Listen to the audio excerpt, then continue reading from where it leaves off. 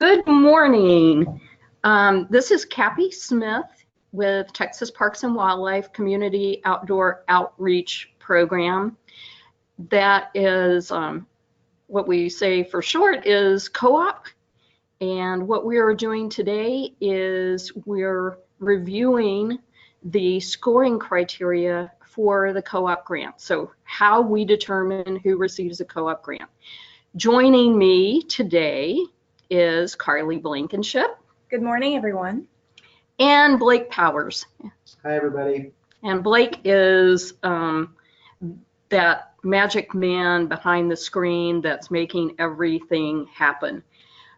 We're going to go through some things. We have more people that will be joining in just a little bit, and so please bear with me if I repeat myself, but it's just to make sure that folks are on that same page. We really appreciate you joining us this morning. The public input process of how we determine who receives the co-op grants is very important. You'll have several opportunities to provide your feedback. Some of that will occur today. If you'll notice to, I believe it is your screen to your right, there you'll have the opportunity to type in your questions, or like I see from Becky from Youth Odyssey. Becky, good to see you this morning. Glad that you're able to join us. So we'll be able to look at that. You can type in those questions, and if it's a relatively simple question, we'll answer it online, and we'll send that answer to everyone. However, if it's something that we feel like needs a little bit more discussion, we'll discuss it this morning as we're going through our PowerPoint. Or we may encourage you to contact us and we could have a conference call with you. Again, this is the time for you to share your great ideas, because we are really open to great ideas. Nothing is set in stone right now, and I'll tell you a little bit more about that process. But for right now, all of you will be muted. So that means that if you're at home and your cat or your dog is barking, we don't all get to hear that, but pet your cat or dog, make them happy. And then at the end of this webinar, we will archive this, and any questions that we were not able to get through, we will email you those answers, and we'll try to take care of everything. We're also, you can see on the right side of your screen, you'll have the opportunity to download two different handouts, one of which is a copy of the presentation that we're doing today. It's in a PDF file. And you'll also see the proposed scoring criteria. We will reference that document several times today. And so if you could go ahead and click on that and download it, I think it'll be helpful for you to refer back to it. We've tried to not put too much text on the screen, although I have to tell you there's going to be a lot of text, but there's some additional information that will be in that proposed scoring criteria PDF that it will be important for you to look at. And we'll reference a survey too. There's an online survey, and you have the opportunity to provide feedback as we go today and do that, or you can also access that survey after this presentation at any time. The one caveat we wanted to let you know is that once you start that survey, you must complete it when you access it. In other words, you cannot stop and save and then go back to it. So make sure that you have enough time to do it. You don't have to answer all of the questions. If there are just certain items that you want to provide feedback on, that's okay too. So feel free to skip through the things, or if there's things that you really like, give us feedback on that. And then again, if you feel like the survey did not allow you to adequately provide feedback, then please feel free to contact either Carly or Cappy, and we will address your concerns or your issues. So right off the bat, I want to make sure that everyone understands that what we are doing today is not a grant writing workshop. In other words, we are not going to be talking about the grant application and the procedures for applying for the grant. Our next grant deadline is February 1, 2019. And if you logged in, we know it's a little bit confusing. If you thought what you were attending is a grant writing workshop, that's not the case. But let us provide you a couple of options for attending a grant writing workshop. On October 23rd at Austin, Texas Parks and Wildlife Headquarters from 1 to 4 p.m., we will be doing a live workshop there. And if you'll see at the very bottom of the page for any of these workshops that I discuss, that there is a place for you to register. There is no cost for that workshop, and we encourage you to bring potentially your program people and your fiscal people, so that both groups could be on the same page in your organization. We'll also provide a webinar on November 14th. That again would be from 1 to 4 p.m. So just this type of format.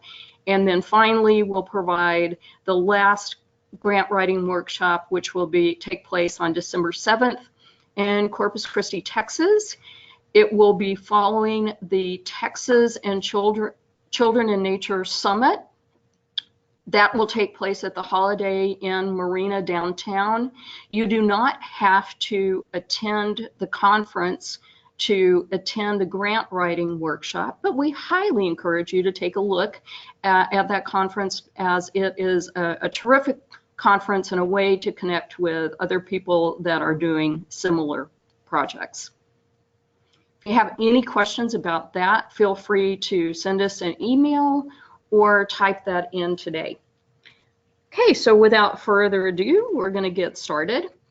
So again, we are not talking about a grant writing workshop here.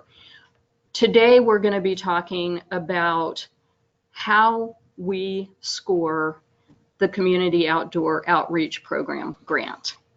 So the current criteria, what we're looking at is changing that current criteria. And so today, what we're going to do is we're going to provide a brief overview of Texas Parks and Wildlife mission and the community and the co-op program.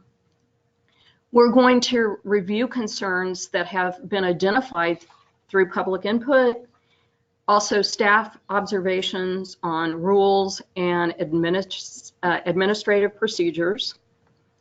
We will present a draft evaluation criteria and rule changes to address identified concerns and to obtain verbal and written feedback regarding proposed changes.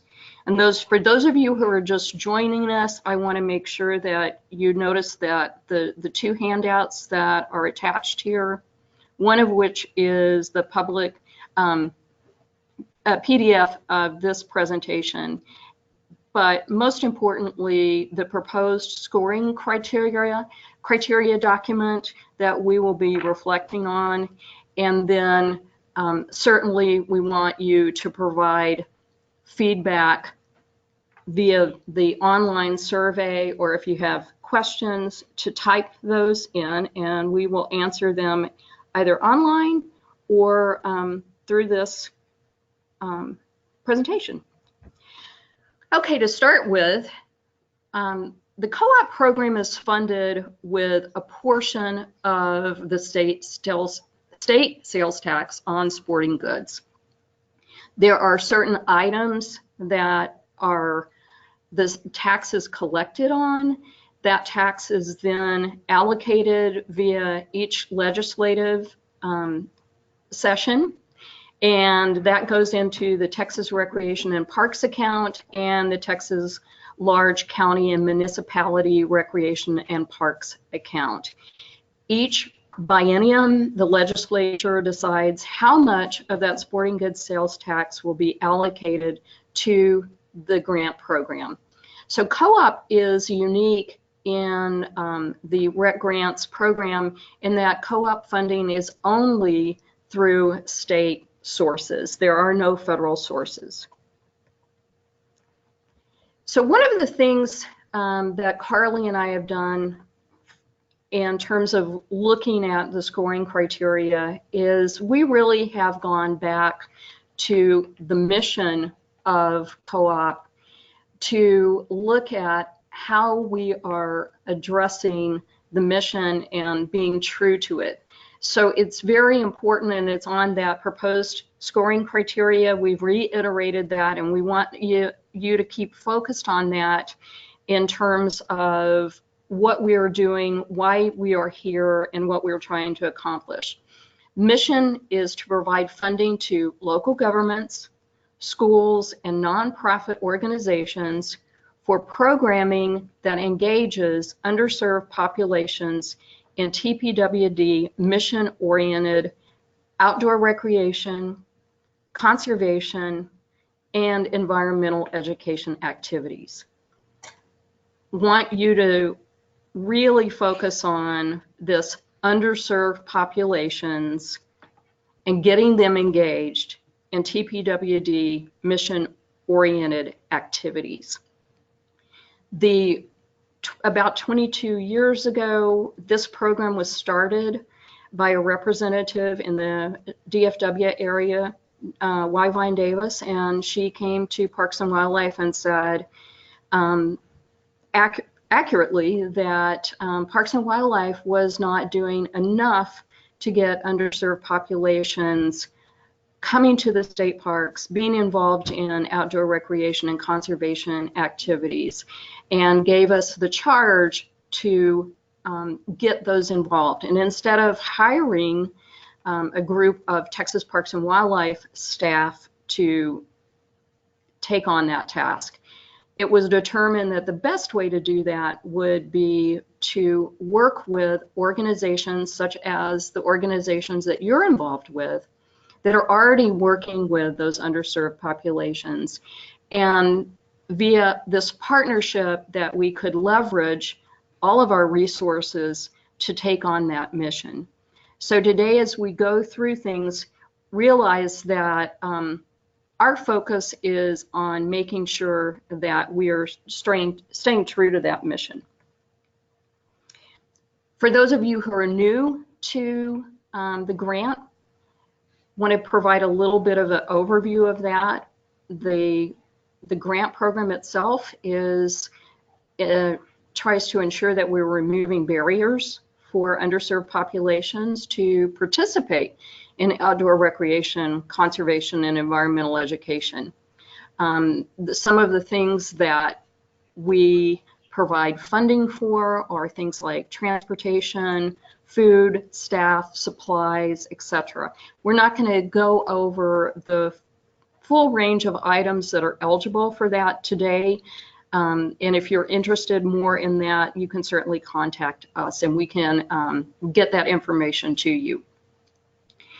The grant amount that we have available annually ranges from $750,000 to $1.5 million, but you'll see a little asterisk there. And that is, again, because this is based on a sales tax that is collected that can change over that biennium, and then the legislature decides how that money would be allocated. So sometimes that the amount that we have available varies. Grant award amounts begin at $5,000 and go all the way up to $50,000 for a one-year project. Sometimes when the amount of money that we have available to give out in totality If it gets down to that lower range, about 750K, we make the decision to lower the top award amount to $40,000 so that more people can benefit from the grant. It's very important that you realize that this grant is a reimbursement only grant. In other words, you have to spend the funding first and then get reimbursed for it. However, we do have the opportunity to provide a 10% advance. And if you feel like that this is going to be a burden to your organization, we encourage you to contact us and talk to us about this. And the annual deadline for the grant application is February 1st, so February 1st, 2019, and that is 5 p.m., not 5:01, not 5:02, but 5 p.m. And all of the application is done online through our Rec Grants online program, or online system. Eligible applicants are any tax-exempt organizations, local governments, school districts, universities, churches, any nonprofit. In Chapter 24 of the Texas Parks and Wildlife Code, our underserved populations were spelled out in the code, and that was based on that first original statute. And those populations are those that are low income, and for our purposes, we say that that's anyone that would be eligible for free or reduced lunches, female, non-Anglo ethnicity, physically and mentally challenged, youth, and inner city or rural. And the inner city or rural is not necessarily, that's determined by where your headquarters is.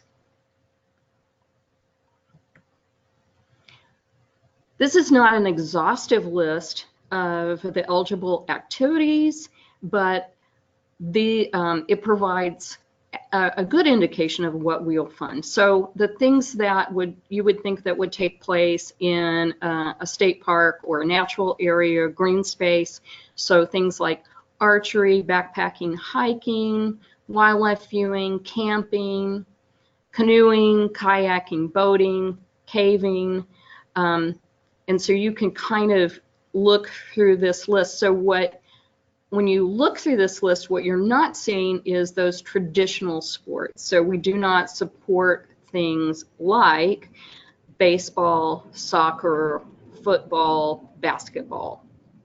Again, we're looking at activities that are encompassed in the Texas Parks and Wildlife mission.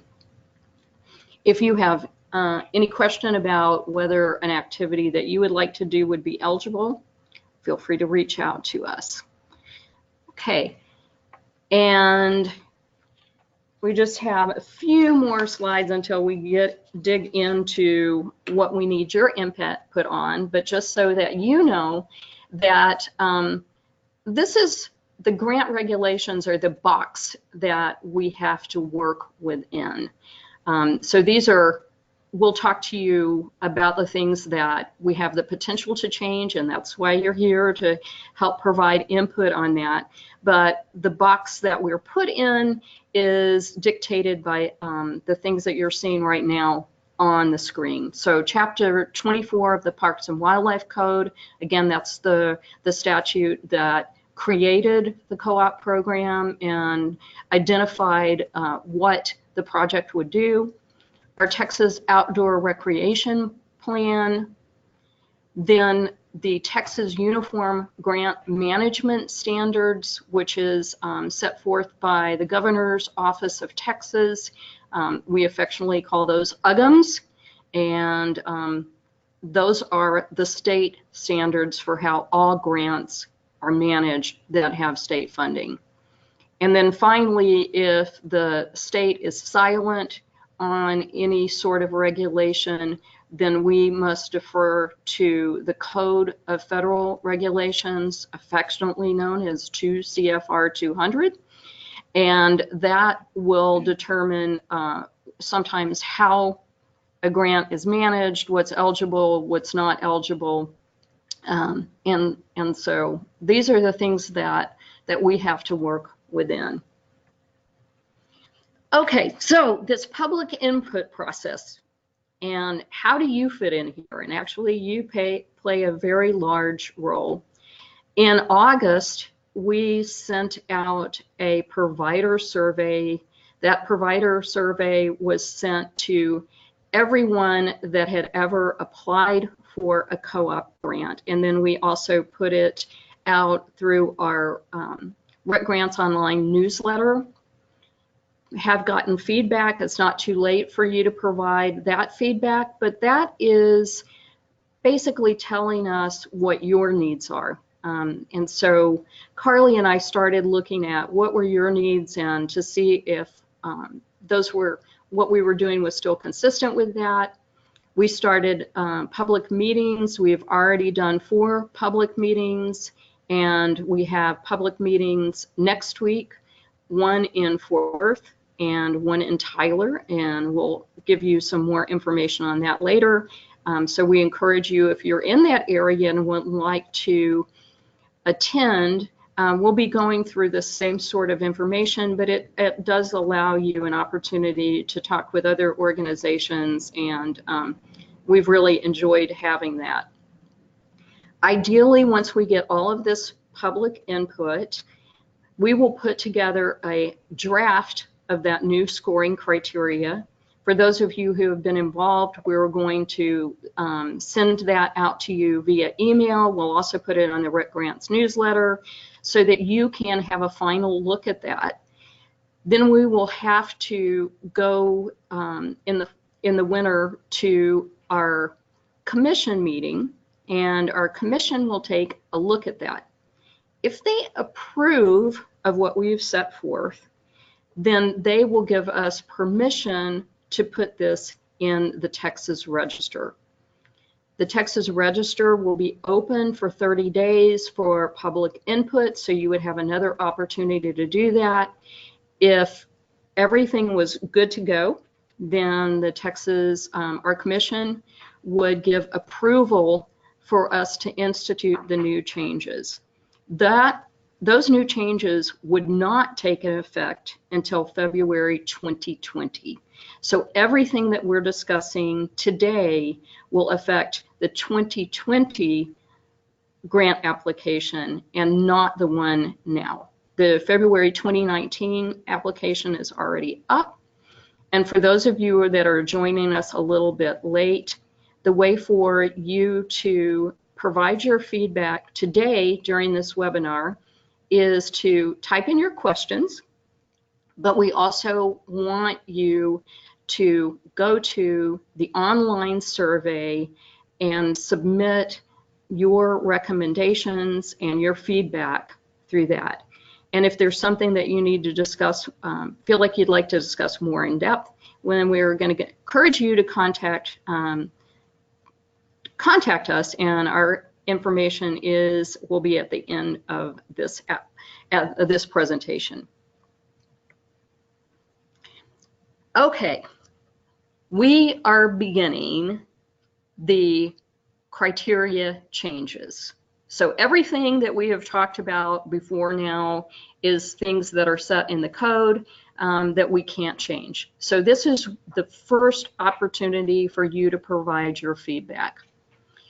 Right now, our eligibility criteria is set forth to include you have to be a tax-exempt organization, so that includes the things that we've listed before: a municipality, a church, a nonprofit, a school. That you must have if you had a previous grant, that grant had to be closed within 60 days prior of the next application deadline. In other words, you cannot have 2 co-op grants occurring simultaneously. You can only have one open, and it must be closed 60 days prior to that application. And finally, that only one application per organization or federal tax ID.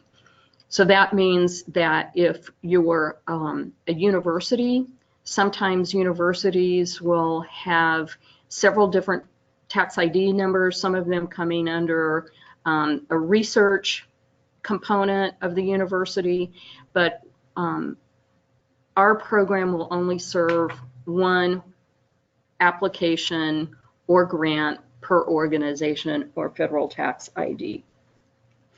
And what we are proposing is that an eligibility requirement would be that a project and their application must incorporate a minimum of one TPWD direct connection, which may include visiting Parks and Wildlife operated sites, integrating Parks and Wildlife education programs, and or participants working directly with TPW personnel. Currently, there are points associated with this. But if we go back to the original mission stated in the Texas Parks and Wildlife Chapter 24 code, again, the idea is to get underserved populations involved with Texas Parks and Wildlife. And Carly and I like to call this the 3 Ps, that you're either working with Texas Parks and Wildlife programs, you're visiting Texas Parks and Wildlife sites, or you're working directly with Texas Parks and Wildlife personnel. We have very few projects that don't include one of these direct relationships. However, we would like to make that an eligibility. In other words, if your project does not incorporate at least a minimum of one of these 3 Ps, that your application would not be eligible to be scored. There will still be a place later on where you could get credit for doing more than one, but we feel like that a minimum of 1 should be part of that eligibility criteria. So again, this is your first opportunity. If you were to look at your scoring criteria, then or that survey, you'll have question 1 of the survey. We'll ask you for your feedback on this, and if you feel like that this is a good idea, and again, being consistent with the mission of the grant origin, then provide us that information. And if not, we want to hear from you about that too. Again, remember that none of this is set in stone. We're getting your feedback to help us determine what eligibility criteria that we should be using. Okay, and now I'm going to switch it over to Carly. All right, good morning, everyone. One thing I do want to emphasize before I get started is that we don't quite know what the application would look like if we move forward with these and if they get approved. And so that's something, we're still early in the process and we're still getting all of the public input. And so we don't know, what that might look like. But our overall goal is to make the application process and management of co-op grants a little bit easier for all of our recipients. And so that is hopefully the goal. But again, we're not quite sure what that will look like. Just so you know, Cappy and I have spent the last few months reviewing your feedback from that first provider survey and also researching other grant program scoring criteria to see how other people do it, whether it's foundation or federal or other state grants, just to get an idea of what some of the other grant programs use for their scoring criteria. After putting all of these together, we have created a whole new scoring criteria that's based on 5 main components. And these 5 components are listed here and different percentage for weighting will be tied to each one of these components. Some of these themes are currently being scored and some are new, but we're trying to move away from either you getting a point or not and moving more towards a scale so we can focus a little bit more on the quality. So as an overview, these 5 different priorities would be addresses co-op priorities, which we'll go into in just a minute, underserved populations, participant and environmental impact, organizational capacity, and budget and timeline. And again, some of these are new, some of these are existing, but we are looking at changing the entire scoring criteria. And we're going to try to get rid of this dinging that's going on real quick as well. So hang with us for one moment here.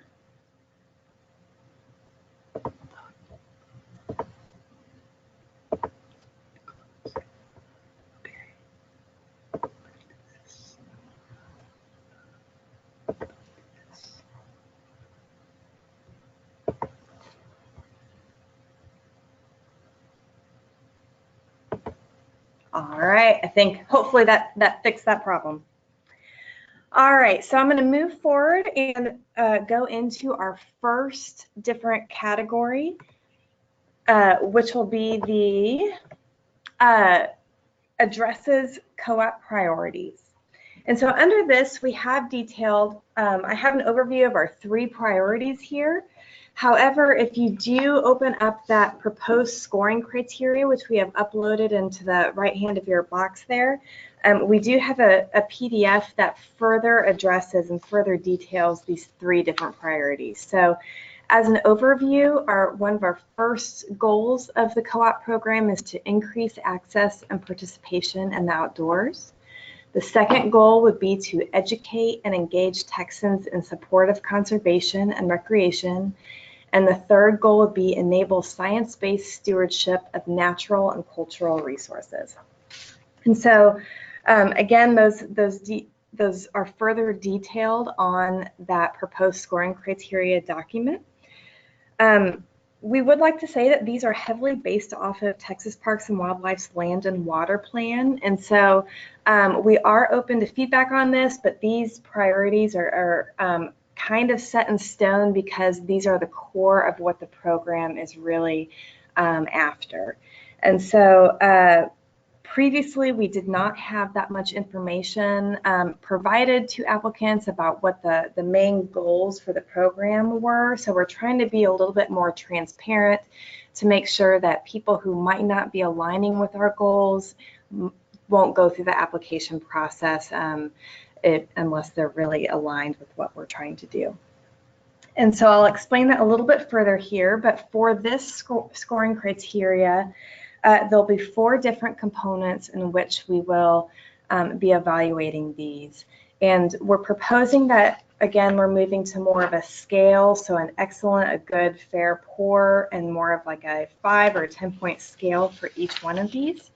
But I'll read these just a little bit more in depth. So the first would be the extent and quality of the approach for addressing one or more of the co-op priorities, the extent and quality of participants' direct connection to Texas Parks and Wildlife, including just what Cappy just mentioned, are visiting our operated sites, using our TPWD programs, or participants working directly with personnel. So this would be an eligibility criteria, but here we will be talking about the extent in which they're incorporating Texas Parks and Wildlife.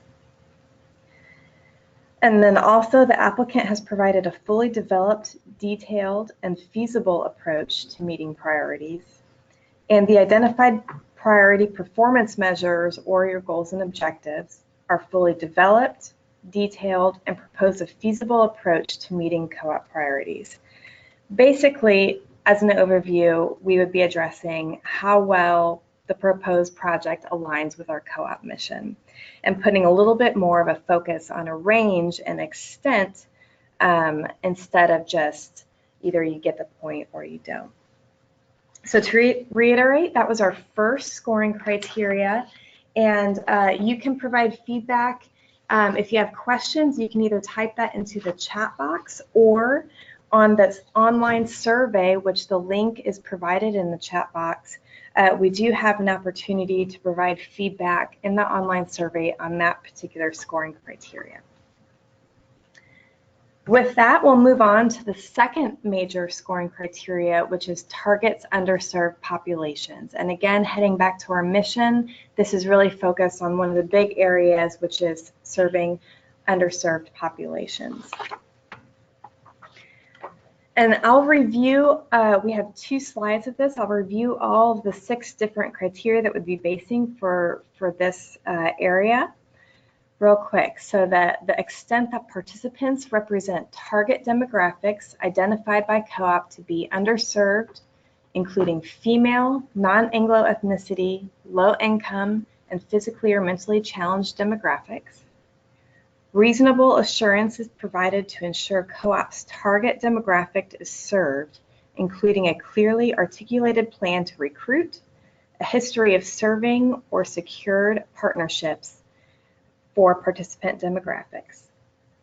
And also, the applicant demonstrates a clear, feasible plan to track participant demographic information. And then the other half of that is the identified participants will include youth. The project headquarters is considered either rural or inner city, and the identified underserved populations performance measures are fully developed, detailed, and propose a feasible approach to meeting co-op priorities.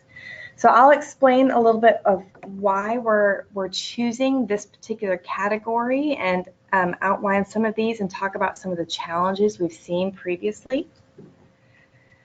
Currently, for this first bullet, Chapter 24 of the Code currently details the definition for underserved population.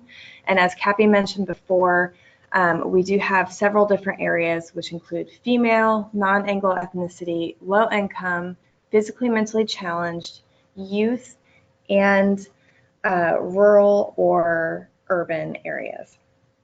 And this particular one, we are proposing to put more emphasis on female, non-Anglo ethnicity, low income, and physically and mentally challenged, while less emphasis will be on youth and either urban or rural.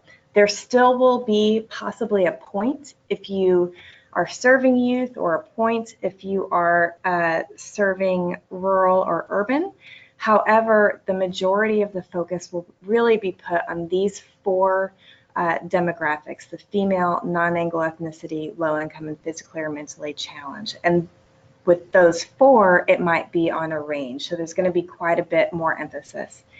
We currently do this in a way where each one of these demographics will receive 3 points, while youth and urban or rural receives 2 points each, but we're just trying to put a little bit more emphasis on these particular demographics. Secondly, we're attempting to put more emphasis on the assurances that the proposed project will actually serve the demographic that they had stated in their application.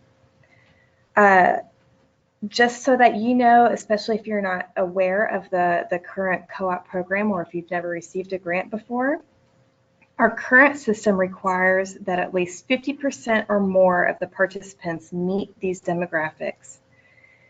And you get a point if you meet these, and those demographics that you receive points for then are carried over to your contract, and you're required to meet at least 50% or more of those demographics per your contract requirements. That means that, let's say, if you say you'll serve 51% female, that will get carried over to your contract. But if you actually serve 49% of the female demographics, then unfortunately you would be considered in non-compliance. It also means that if you had said you would serve 100% female participants and then actually ended up serving 50 or 51% female participants, then you would actually meet your contract requirements. And using the feedback from the survey and also Cappy and I's concerns about this, we thought there was a really big difference here in those two different scenarios. And we wanted to put more of an emphasis on what was really proposed in the application by the project. So we're looking at different ways to hold a little bit more accountability for the demographics. We have identified a couple of different ways that we could move to for this underserved population. One of those could potentially be a sliding scale with demographics. So let's say if the project said they were going to serve between 75% and 100% of female or any of these other demographics, then they would get, you know, full points for this section. If they said they were going to serve 50 to 75% of these demographics, there'd be less points, 25 to 50% less points, and so on from there. So more of a sliding scale. So that's one potential way, and then that would get carried over to the contract. The other idea we're floating around, and maybe it's a mixture of both of these, is that as you can see here, we were thinking about moving to more of a performance measure system. And examples of performance measures would be, you know, the project coordinates 5 weekend camping trips to Houston area state parks serving 100 female youth participants, or coordinate 2-week-long summer camps to teach archery and kayaking for 50 participants comprised of 75% low-income demographics, or engage 30 non-Anglo college students in trail restoration, plant 75 trees at McKinney Falls State Park to educate 150 youth on conservation principles, something more like this. And these proposed performance measures would be created by the projects, and then we would just carry forward these performance measures that you created to the contract, and then that's what you would be reporting on. So it's a little bit of a different system than we currently use, but this is what we're potentially proposing. And I really want to emphasize that we have no idea what this would look like, and we're really open to different ideas. And so we really encourage you on that online survey to give us your feedback on any of these proposed ways of tracking and holding accountability for the demographics portion, or if you can think of other ways in order for us to hold accountability and put this onto your contract, or to have you include in your application. We are really open to new ideas for this. So please, please, please provide us your input on this section. The biggest challenge that we're really getting is trying to hold accountability for these. We have also talked about, with both potentially the sliding scale or the performance measure section, having there be a variant, so that, let's say, if you said you were going to serve 75% low-income demographics, there might be a variant, so that if you end up serving 70% low-income, that wouldn't hurt. But if you start dropping below and, let's say, serve 50% low-income demographics, then you might not be in compliance. So there might be a little bit of flexibility there, because we understand that as programs continue, things change. Cappy and I have both worked in programming before we got this job, and so we just understand that once you finally get the boots on the ground, some things can look a little bit different, but we still want to hold some of this accountability. Again, we want to have your input on that, so please put any comments in your survey, or feel free to talk to us after this, either via email or phone calls, and we would be happy to take your input. With this, we're going to move over to the third scoring criteria, and I'm going to pass it back over to Cappy, and she's going to go into the next one. Thank you for staying with us today. We know that this is a lot of information, a lot to take in, and we appreciate you doing this, because again, this is a partnership between Parks and Wildlife and organizations that receive the grant. We are trying to accomplish the same goals, and so it's really important. If you feel like that there's a way that we are proposing that's not working, or even things that you've done in the past, or you have other ideas outside of what we are proposing, we're certainly open to hearing that.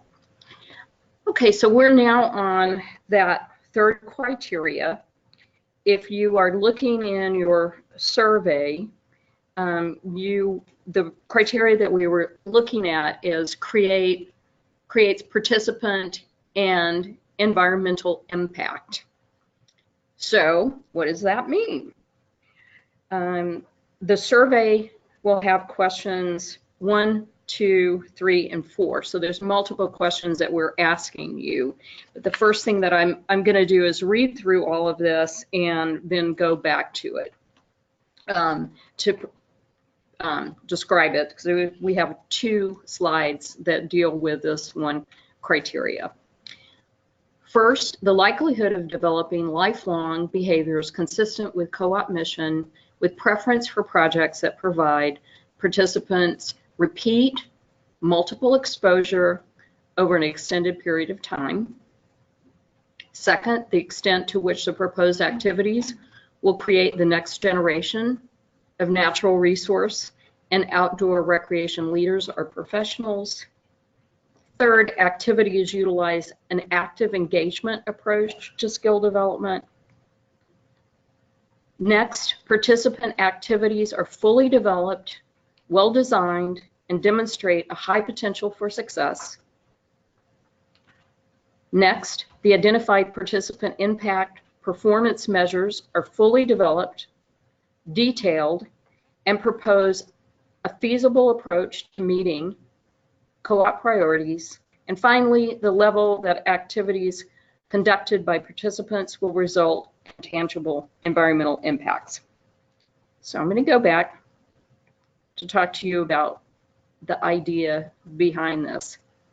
In the current scoring criteria, there are several items that are encompassed in this particular evaluation criteria. One is the number of participants served. Another is being involved in career development and mentoring, and then the outdoor service project.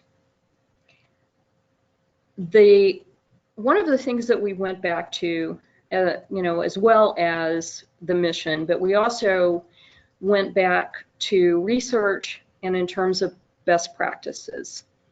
And so the first item that you see here, the likelihood of developing lifelong behaviors consistent with co-op mission, with preference for projects that provide repeat and multiple exposure over an extended period of time. Research tells us that to create someone who is going to be active in outdoor recreation or move them towards being aware of the environment and being a steward of the environment, that occurs when participants have repeat and multiple exposure over an extended period of time in a social context that supports them to repeat these activities. So we want to make sure that we are giving a preference for those projects, because currently the way that the criteria is scored is you can have, for every 25 participants that you work with, you get 1 point up to a total of 10 points, which means that to get the total, the maximum number of points, you would have to serve 250 participants. But because of that, there is no difference in a program that serves 250 participants, and each of those 250 participants only attend a 1 to 2 hour program, versus 250 participants that might participate in a year-long program with activities that occur frequently over that year-long program. And we have felt like the current scoring criteria that gives the same points for that is not reflective of the impact that is created by that program. And based on doing this, and maybe it's just based on you giving us those performance measures, or perhaps we're looking at the number of actual participant hours. Again, we're open to how this might be done, but we've really felt like we'd like to put more emphasis on programs and support projects that have more impact for participants.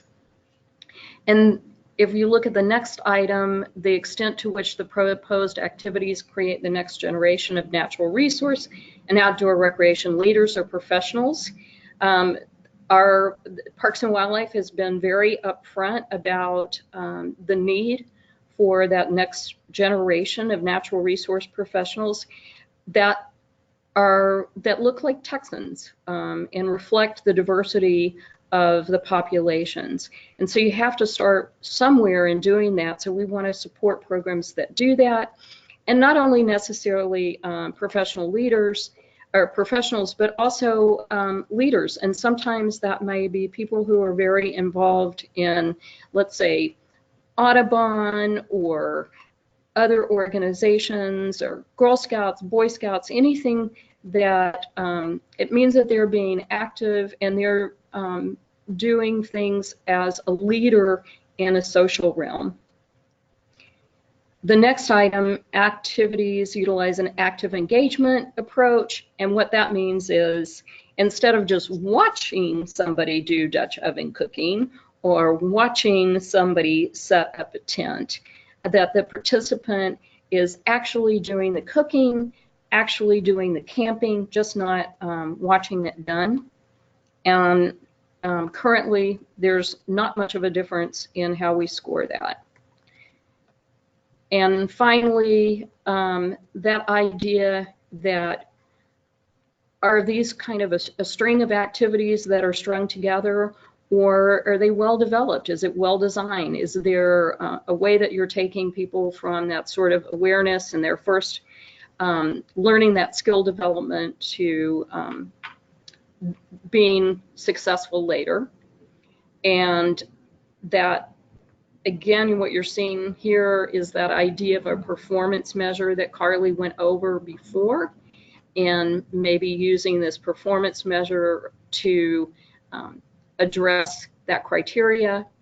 And then finally, this connected to environmental impacts. And so currently what we have is the outdoor service project. And the outdoor service project, the way that it's designed is, or currently designed, there's not much of a difference between a projected project in the application that says we're going to do a litter pickup. Not to say that a litter pickup is bad. It's certainly, it's really terrific.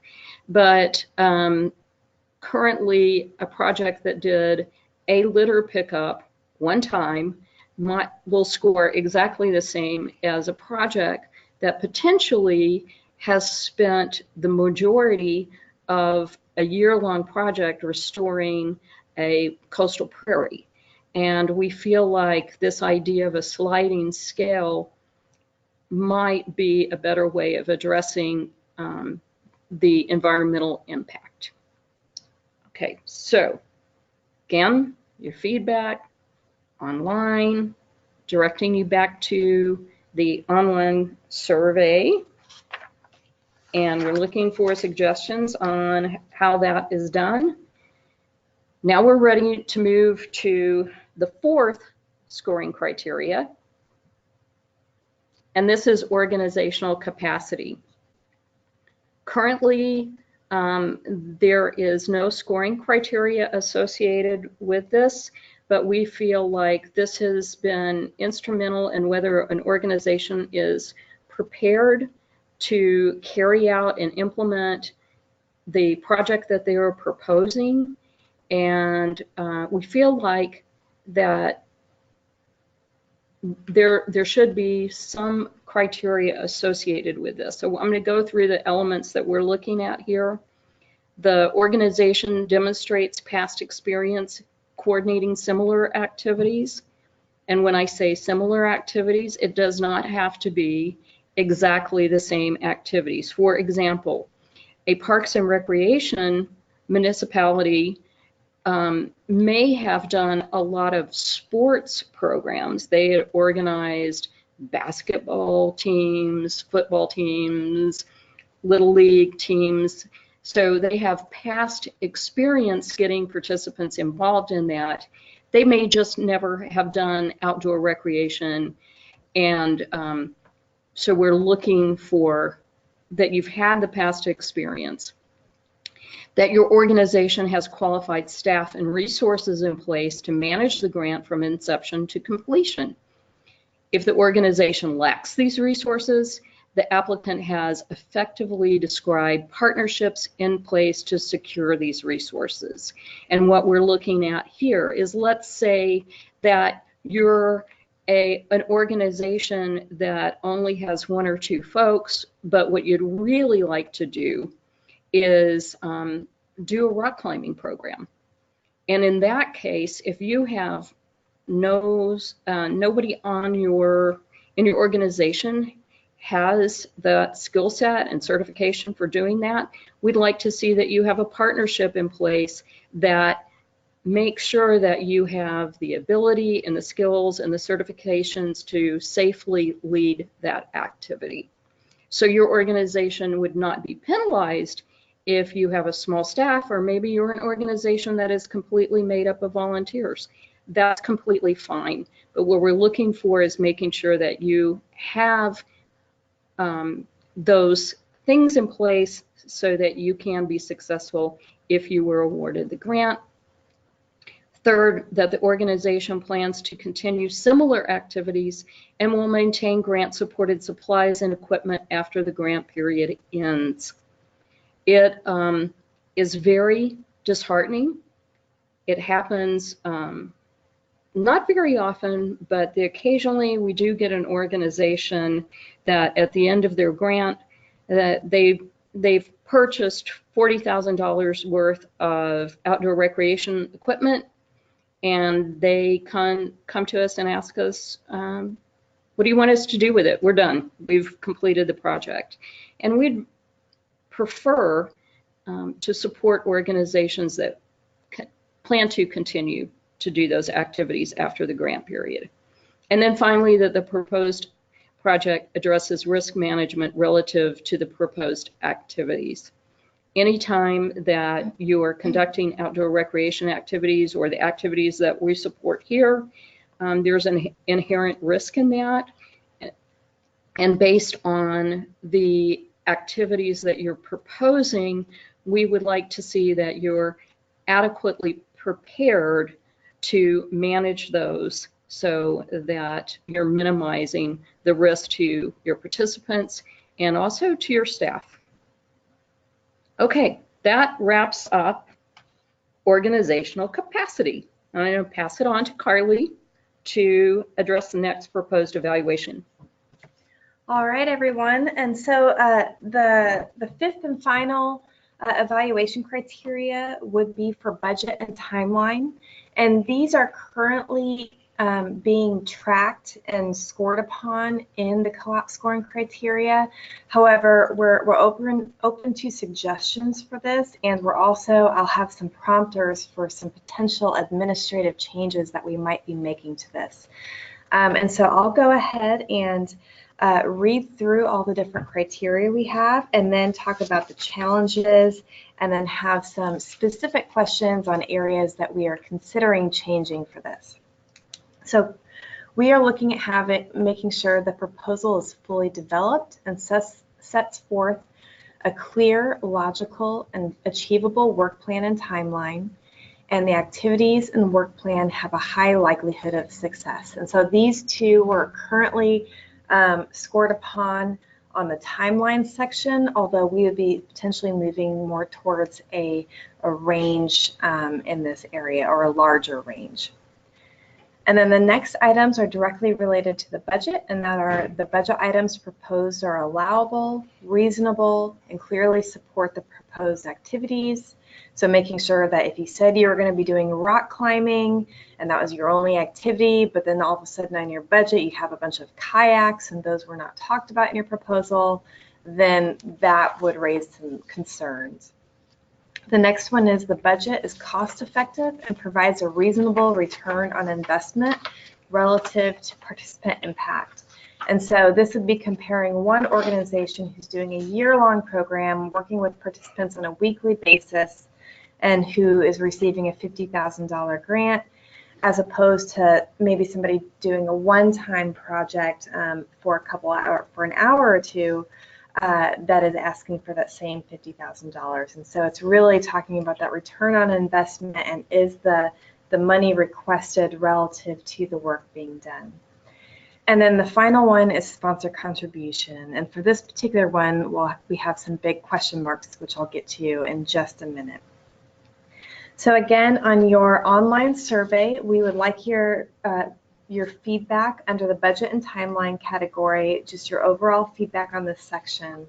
But I do want to start on some specific questions we have here to open it up for feedback, and which is the personnel cap. And so for those who may have or have not received a co-op grant in the past, one of our current rules for the personnel cap is that only 40% of your proposed request amount can be used for personnel. And so that's a hard cap of 40%. So for instance, if you are requesting a grant of $50,000, up to $20,000 of those dollars can be used for personnel.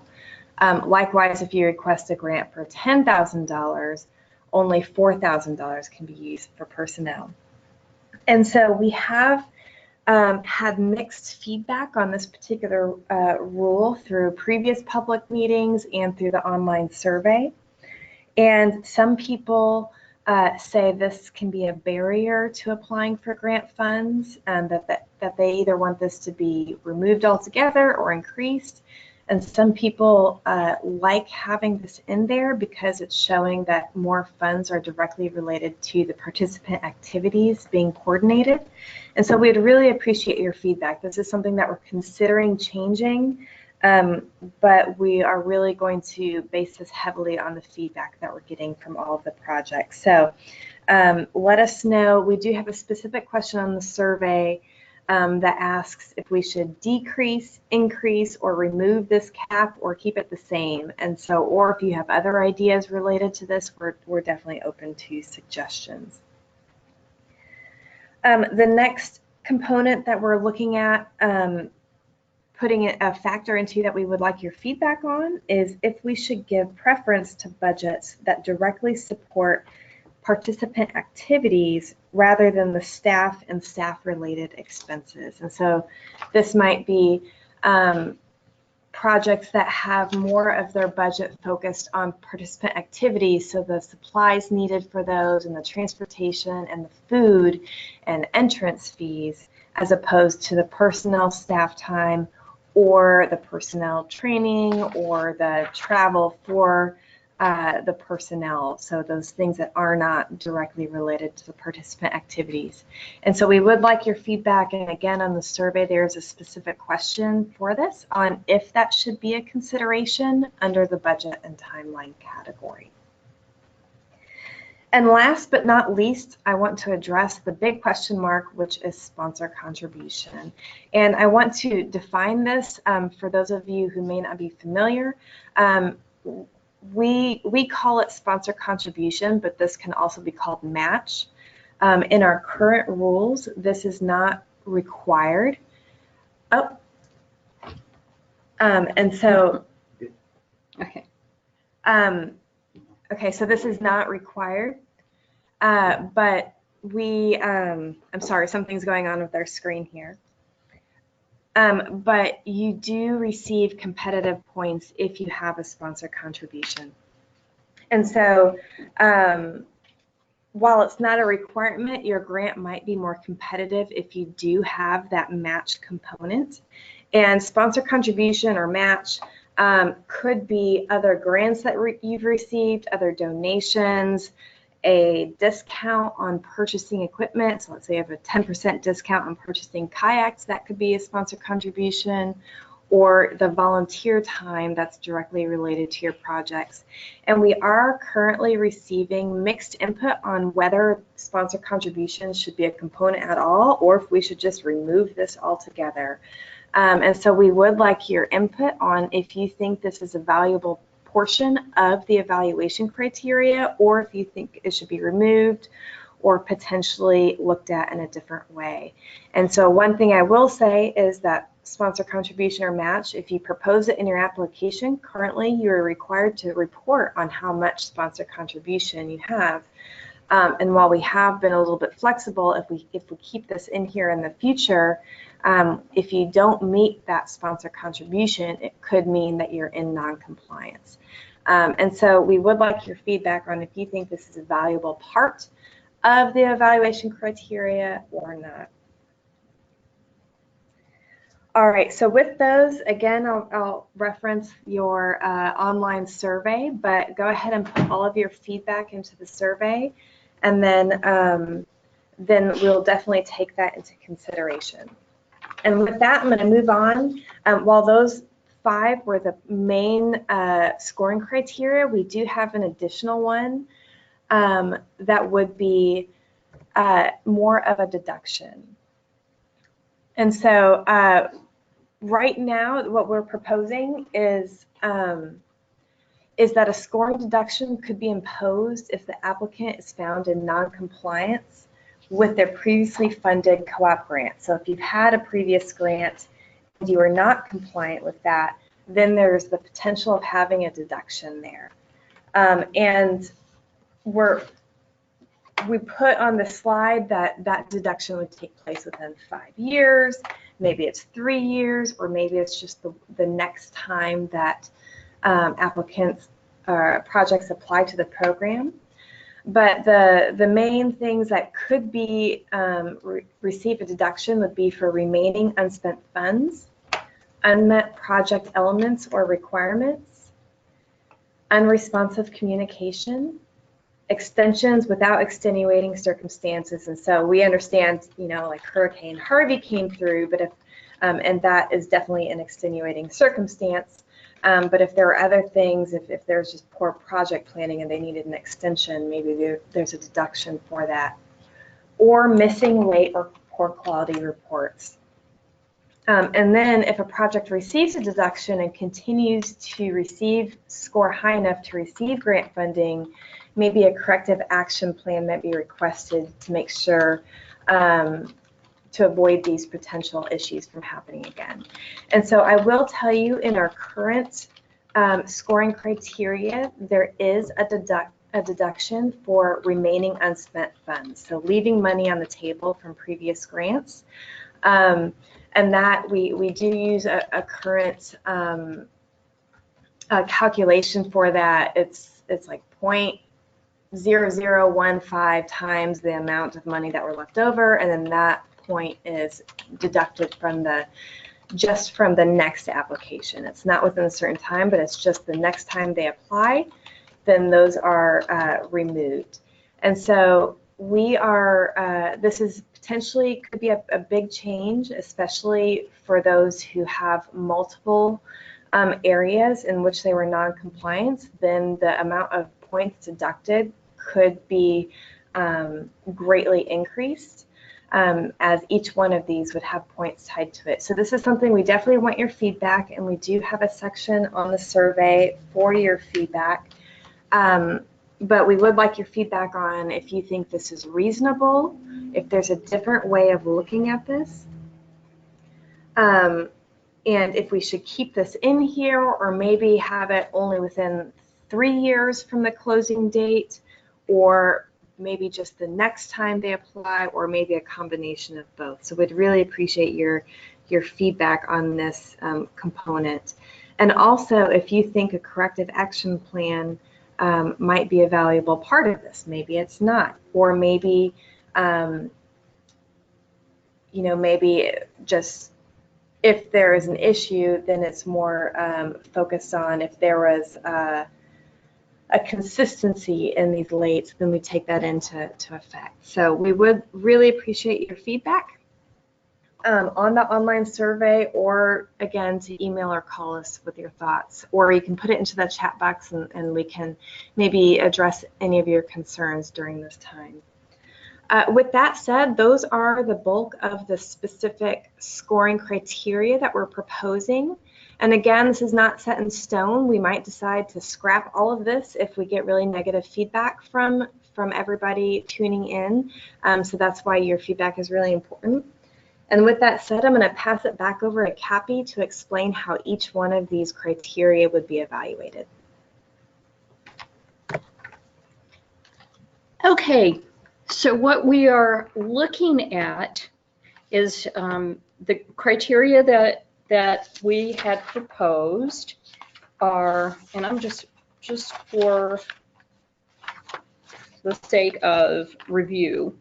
So there's 5 different criteria. One would be addresses co-op priorities. The second would be serving underserved populations. Third would be participant and environmental impact. Fourth, organizational capacity. And finally, budget and timeline. So how we would look at each of those criteria would be based on a sliding scale. And what you're seeing on your screen right now is this evaluation matrix. And this may not be, there are 10 points to 0 points. The 10 points asterisk is there just because, as an example, so we're open to maybe it's 20 points to 0 points. But different categories of excellent, good, average, fair, and poor. And if you refer to your proposed scoring criteria, that is the handout that you have, it goes into more in depth, but we're just going to do an overview of what that looks like. So an excellent score on any individual criteria would be that an excellent rating indicates that the section of the proposed project is compelling, consistently excellent in quality, and addresses all requirements, thereby showing the highest potential for success. A good rating indicates that the section of the proposed project is solid, good quality, and has great potential for success. Average rating indicates that the section of the proposed project generally meets requirements for a reasonable chance of success, but is neither especially good nor especially fair. And again, I encourage you to look at the handout because it goes into more depth about what would be individually looked at in each of these. And then a fair rating indicates that the section of the proposed project is below standard, especially in quality, indicating that this element of the project will most likely not succeed as described. And then finally, poor. Poor rating reflects that the section of the proposed project inconsistently or poorly responds to the requested criteria and has little potential for success as described. And we realize that this is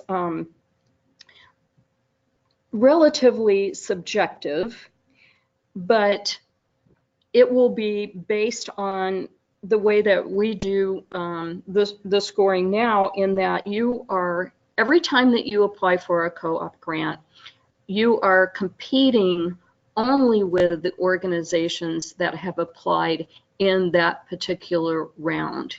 And so it is possible for you to get a co-op grant 1 year, and you could just submit the exact same co-op application a year or 2 later, and may not get funded just based on the competition between the applicants at that time. And so we would be using this criteria on each of the different eligibility criteria and score that each of those separately. So we want your feedback on that. You like it? Not like it? One of the things that that we have found that seems to be relatively unfair on the current application is that organizations will deviate or they will really just look at the scoring criteria and say that they'll do something, and it may be outside of the mission of their organization, but they say that they want to do it just to get those points. And we'd like to move away from that point system to looking at applications more holistically, and we feel like this method would allow us to do that. And the next slide. This one? Okay, sorry, just a little bit of discussion here. So this next is looking at all the different criteria that we've mentioned. There is the potential to weight each of those sections. So for example, 100% of the scoring criteria, if you felt like each of these different criteria were essentially equal in terms of evaluating an application, then you would say, okay, well, then I would say 20% would go to addresses co-op priorities, 20% would go to targets underserved populations, 20% goes to creates participant and environmental impact, 20% to organizational capacity, 20% to budget and timeline. So that would be saying each of these are equally important in terms of evaluating an application. However, if you felt that there were one or more that were more important in terms of evaluating an application, how would you weight those different priorities? So you may say, well, I think the first two are really important, so I would do 30 and 30 and then take the remaining 40% and divide it between those others.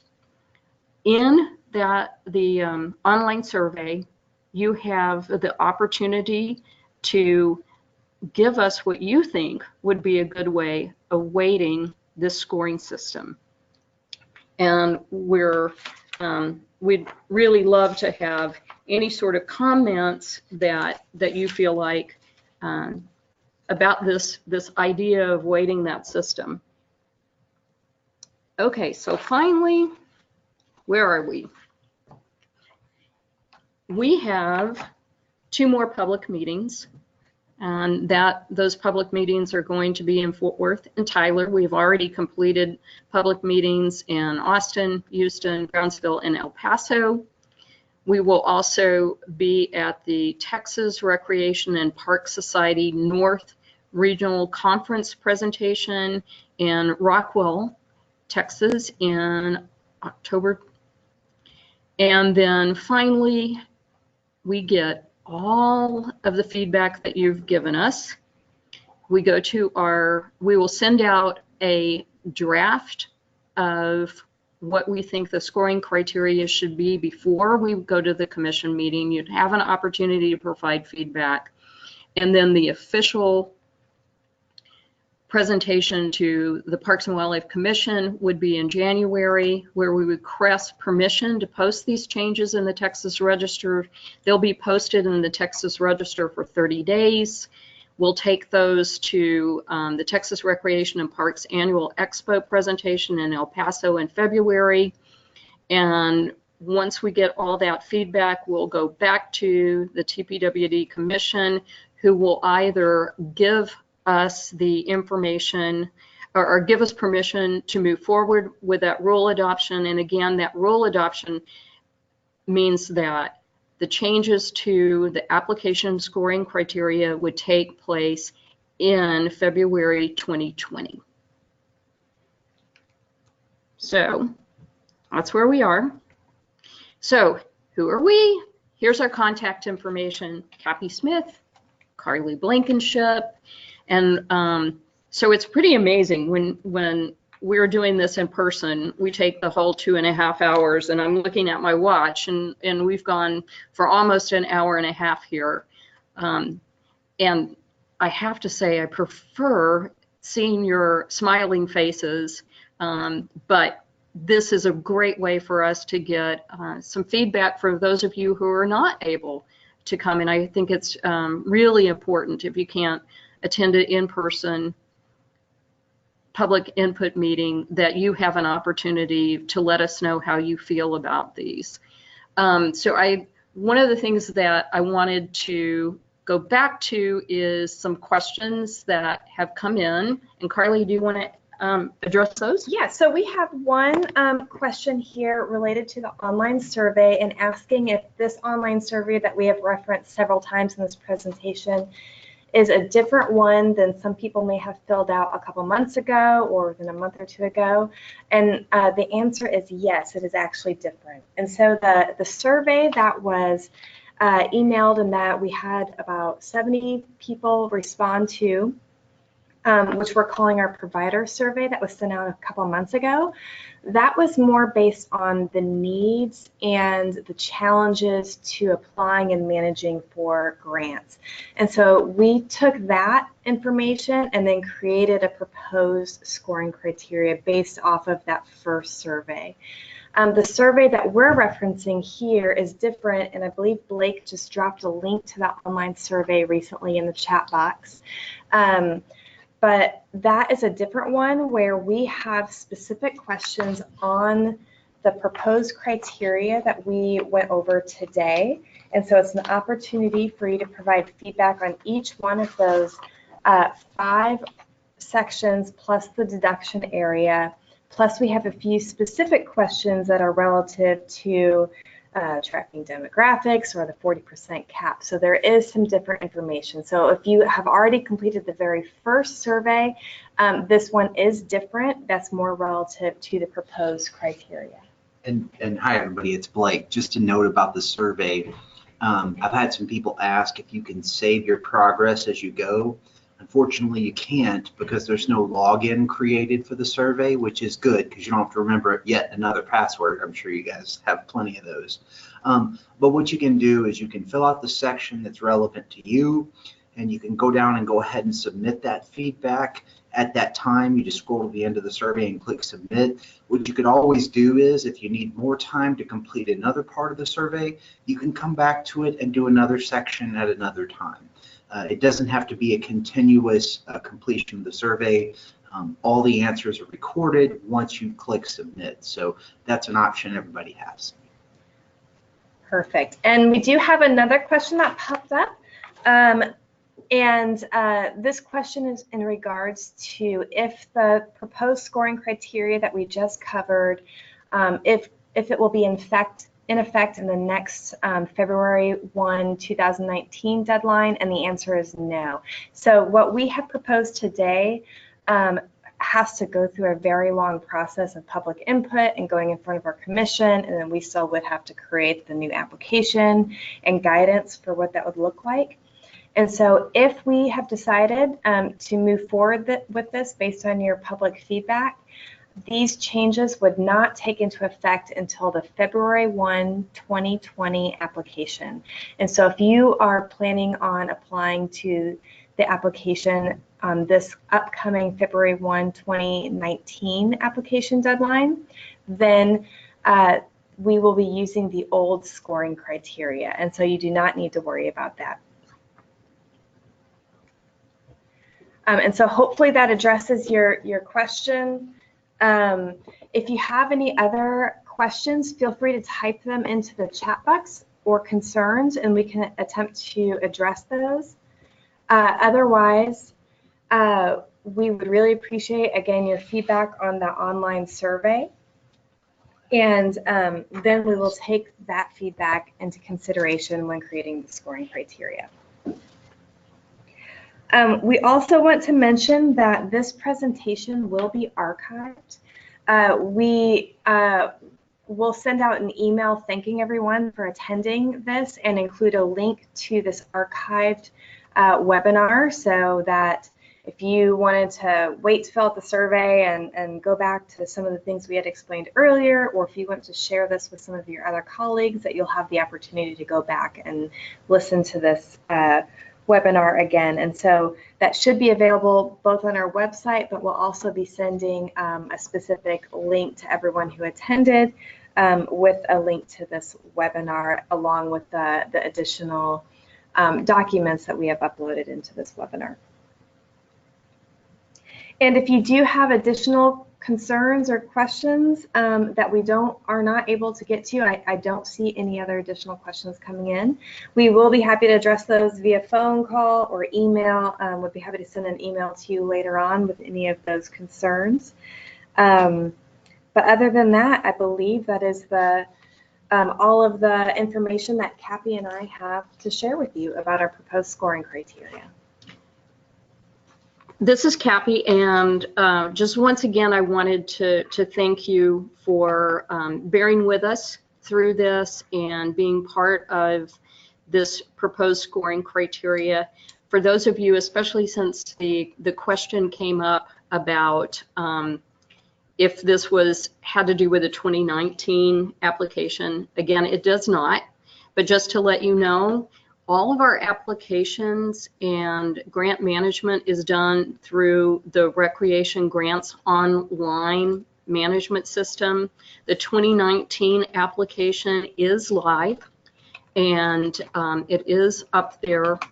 And if there are additional questions that you have about any of we have 2 more grant writing workshops that will be taking place, one in Austin in November, one in Corpus Christi in December as part of the Texas Children in Nature Summit.